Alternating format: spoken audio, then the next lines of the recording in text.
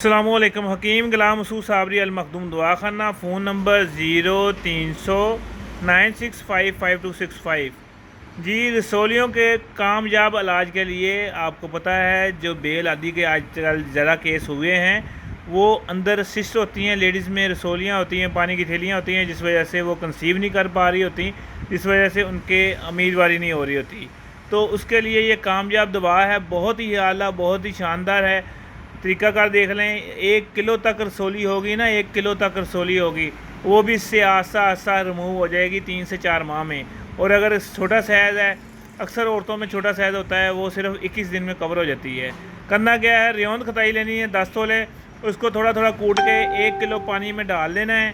1 کلو پانی میں ڈالنے کے بعد اس کو پکانا ہے، رات کو بھگو دینا، صبح کو پکانا ہے۔ پکانے کے بعد اس میں 3 پاؤ چینی ڈال کے اس کا معروف طریقے سے شربت تیار کر لینا ہے۔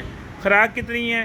4 چمچ صبح، 4 دوپہر، 4 شام اس مریض کو دیں۔ صرف اسی سے انشاءاللہ اس کی رسولی، سیلیاں، پانی کی سسٹ ریموو ہو جائیں گی اور اس کے ایگز بننے شروع ہو جائیں گے، اور یہ ہے کہ کنسیو کے قابل ہو جائے گی۔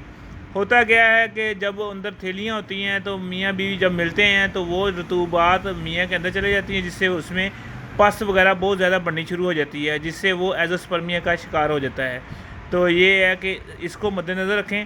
ان عورتوں کی زیادہ یہ نشانی ہوتی ہے، ان کو ہارمون کی بھی پرابلم ہوتی ہے، ان کا چچڑاپن بھی ہوتا ہے، ان کے چہرے پہ دانے ہوتے ہیں، بال آ رہے ہوتے ہیں، ان کا چہرہ گول ہوتا ہے، یہ ان کی نشانیاں ہوتی ہیں۔ ان کو دیں اور دعاؤں میں یاد رکھنا، انشاءاللہ اللہ پاک مزید نسخہ جات دیں گے جو بہت کامیاب ہوں گے اور مجرب ہوں گے۔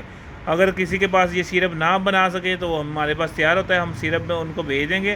اول تو آسان ہے، کوئی اس میں مشکل نہیں ہے۔ اللہ پاک کرم کرے۔ السلام علیکم۔ اور بے اولادی کا مکمل علاج کرتے ہیں، ایزوسپرمیا کا مکمل علاج کرتے ہیں۔